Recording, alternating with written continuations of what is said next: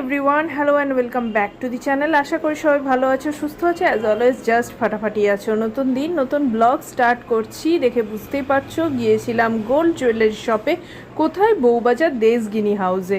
বাড়িতে বিয়ে চলছে, যারা জানো না প্লিজ আমার ভিডিওগুলো দেখো, তাহলেই পুরোটা বুঝতে পারবে।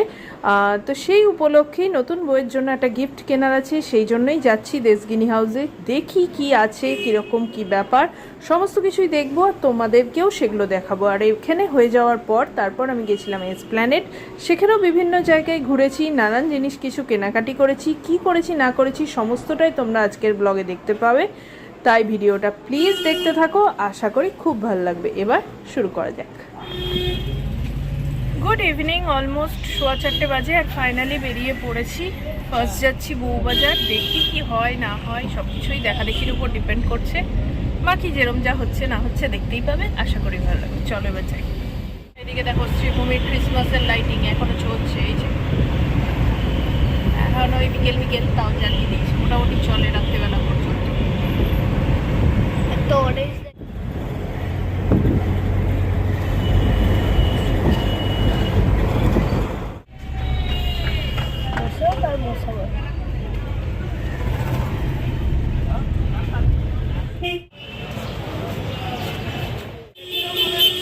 এই যে দেশগিনি হাউস, এখানে এবার ঢুকবো। চলো এসে বউবাজার, এবার যাবো, চলো ওই দিকটায় ক্রস করবো।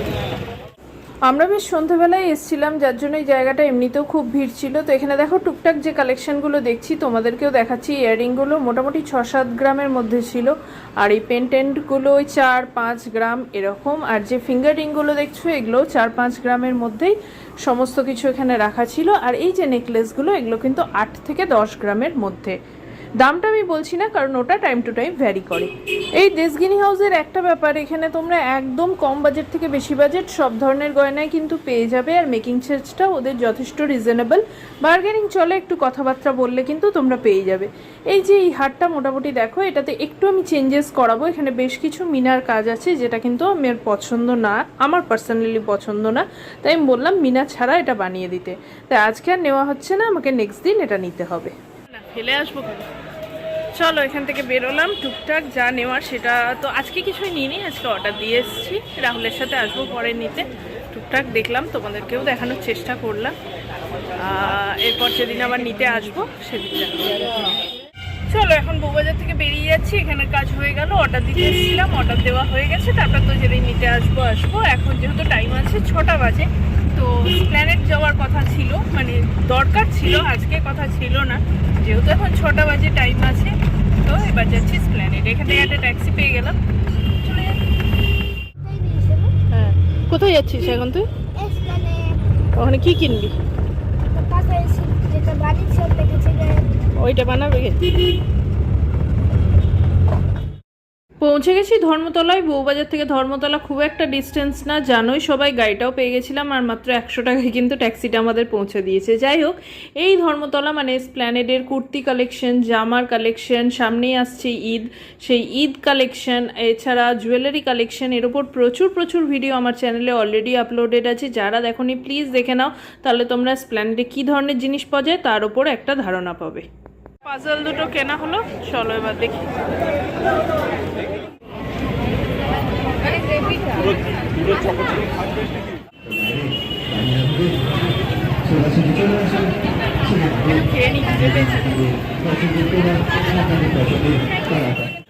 শ্রীরাম মার্কেটের রাস্তা দিয়ে সোজা শ্রী লেদার্স, এখন এদিকে যাবো।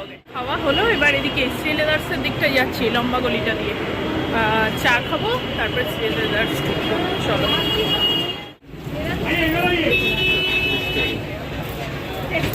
দিদি।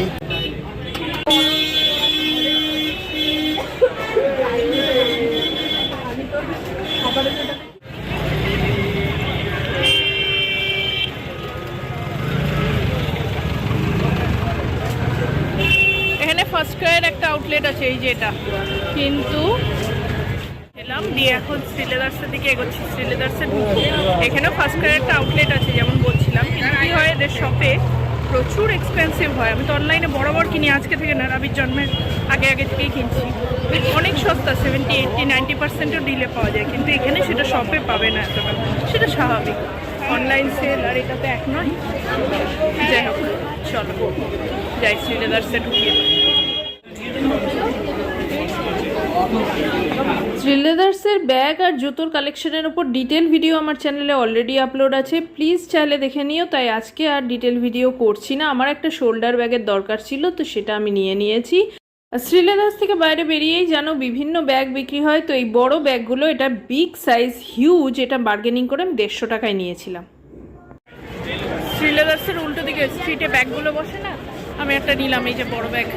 ওরা তো বলছিল অনেক 250-300 বলবে, সে তো সব জায়গায় বলে, হাতিবাগান, ধর্মতলা, 150 টাকায় নিলাম। রাহুল এলে এক বিরক্ত হয়, তার মধ্যে তাড়াতাড়ি করে। আজকে আমি আর আমার ছেলে এসেছি, আমার ছেলেটাকে আমি আমার মতো ঘুরুনি তৈরি করছি, ঘুরে যেতে ভালোবাসে। ভবিষ্যতে কমপ্লেন আসবে না, গার্লফ্রেন্ড বা বউ যেই হোক, এত ঘুরে ঘুরে মায়ের সাথে প্র্যাকটিস হয়ে যাচ্ছে না। এখন এই সিম্পার্ক মলটার ওপরে এলাম, এখানে একটু দেখতে, এই খেলাগুলো দেখি, আমার ছেলেও তো ভালোবাসে, আমিও ভালোবাসি, দেখি ঘুরি। দেখো এখানে ডিটেলে আমি প্রচুরবার দেখিয়েছি আর নতুন করে ডিটেলিং করছি না, বাট খুব ভালো খেলনা পাওয়া যায়। বেলা আমার কাছে দুখানা ছিল, একটা দাদা দিয়েছিল, একটা জ্যাম্বো দিয়েছিল। ওরা হলো নিউ মার্কেটের উপর ডিটেলস, জামা কাপড়, জুয়েলারি আর শ্রীলেদার্সের ওপর, মানে শ্রীলেদার্সে যা যা পাওয়া যায় সব কিছুর ওপর ডিটেল ভিডিও আছে, যদি দেখতে চাও দেখো। আজকে আর অত ডিটেলিং আমি করলাম না, আর ফালতু দরকারি সব জিনিসই হয়ে গেছে। জায়গাটা এত ক্যাওস না, গাড়ি পাওয়াটা চাপের হয়ে যায়, বাট আমার খুব ভালো লাগে। প্ল্যানেট ঘুরতে আমার এত মজা লাগে। শ্রীরাম মার্কেট গেলাম না, শ্রীরাম মার্কেট যেটা খুব ভালো লাগে, ওই ভেতরটা ঘুরতেও। চলো যাই।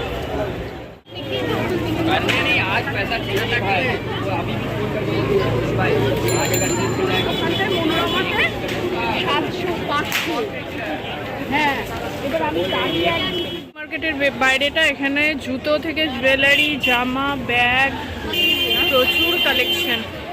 আর এই সোজা গেলে সমস্ত এটিএম আর খাবার দোকানগুলোও পাবে। এদিকেই যাচ্ছি, ওই কলকাতা কর্পোরেশন দিয়ে বেরোনোর যে জায়গাটা।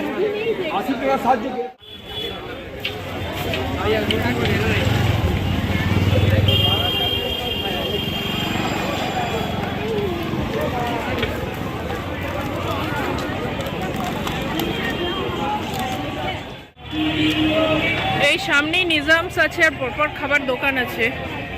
জেনারেলি বাইরে এলে কি হয়, রাহুলের জন্য খাবার নিয়ে যায়, মানে আমাদের জন্য খাবার নিয়ে যায়, বাট এখন না পরপর খাওয়া আছে, বিয়ে বাড়ি আছে, তাই আর নিচ্ছি না, আজকে বাড়ি গিয়েই খাবো। জেনারেলি ঠিকঠাক পায় না, বাট উবারে প্রথমটা এলেও তারপর থেকে যতগুলো করলাম, মানে গাঙ্গুলি স্ট্রিট থেকে এলাম বা এখান থেকেও সুন্দর আজকে ইয়ালো ট্যাক্সির সার্ভিস পেয়েছি, এখনও পেয়ে গেলাম। চলো এবার বাড়ি, অনেক হাঁটা হয়েছে আজকে, আমার তো হয়েছে, বাট আমার সাথে সাথে হাঁটা হয়ে গেছে। শ্যামবাজার হয় না মানিকতলা? চলো শ্যামবাজার না মানিকতলা হয়ে চলো।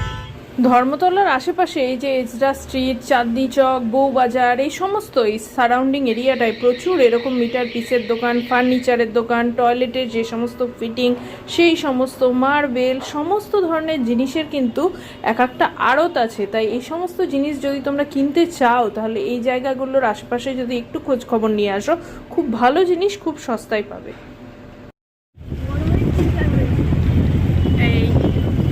এই জায়গাটার মোহ আমি আর বোধহয় জীবনে ছাড়তে পারবো না। যখনই রাস্তা দিয়ে আসি, মানে এই যে আমার ছেলেরও মুখস্থ হয়ে গেছে, এই ইউনিভার্সিটি আর আমার ইউনিভার্সিটি ক্যাম্পাস আর কলেজ স্ট্রিটের মোহ বোধহয়, মানে আমি যখন বয়স্ক বুড়ি হয়ে যাব তখনও ছাড়তে পারবো না, এলেই হাঁ করে তাকিয়ে থাকি। এখন তো রাবির বই, আমার টুকটাক একটু গল্পের বই বা এমনি বই খাতা এইসব কিনতে আসি, এলেই একবার করে ইউনিভার্সিটিটাকে দেখি। কত কথা মনে পড়ে বলো তো, কি হচ্ছে এখানে, লাইটটা ব্লিঙ্ক করছে।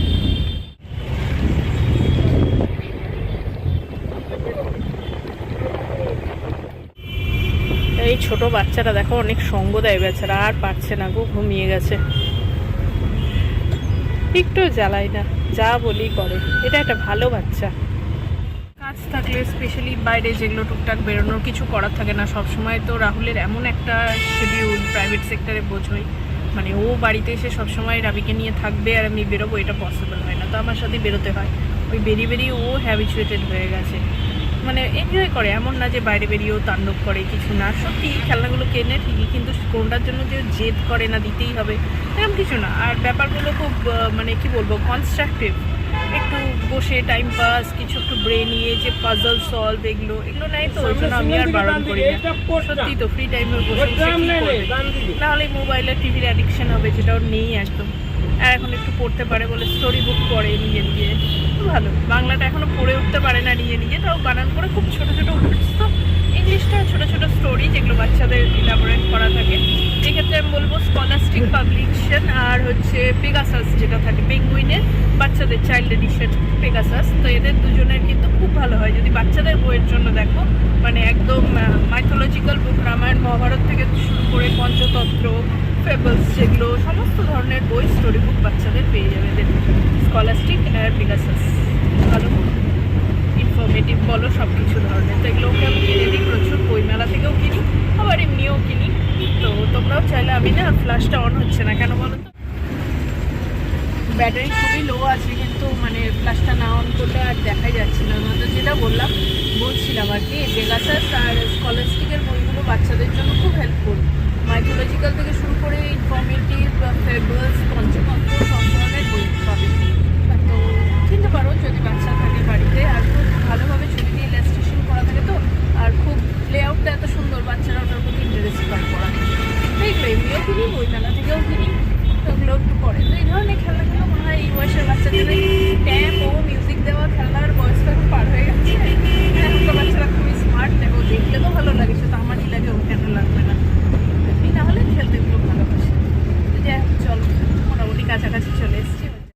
এই ছিল আজকের ভিডিওটা এখানেই শেষ করছি। যদি ভালো লেগে থাকে প্লিজ চ্যানেলটাকে লাইক, শেয়ার, সাবস্ক্রাইব করো। দেখা হবে নেক্সট দিন আর একটা খুব সুন্দর বিয়েবাড়িওয়ালা ব্লগে। আশা করি বিয়েবাড়ির ভিডিওগুলো দেখতে তোমাদের ভালো লাগছে। কেমন লাগছে সেটা কমেন্টে কিন্তু অবশ্যই জানিও। বেল বাটনটা প্রেস করে রেখো যাতে আমি কোনো ভিডিও দিলে তোমাদের কাছে নোটিফিকেশন যায়। খুব ভালো থেকো, আনন্দ থেকো, আর ভিডিওগুলো দেখতে থেকো। দেখা হবে নেক্সট দিন আরও একটা সুন্দর ভিডিওর সাথে। ততক্ষণ টাটা।